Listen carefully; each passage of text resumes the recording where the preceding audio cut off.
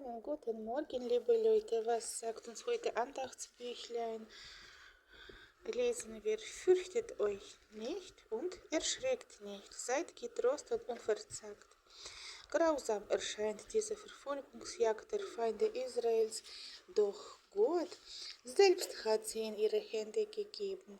Auch für die 5 Könige gab es keine Gnade mehr.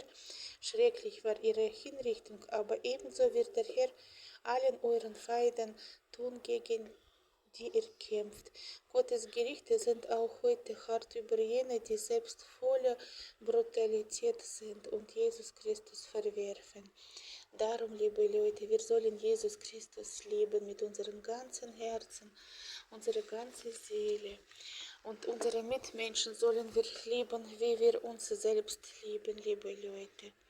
Wir sollen echte Christen sein.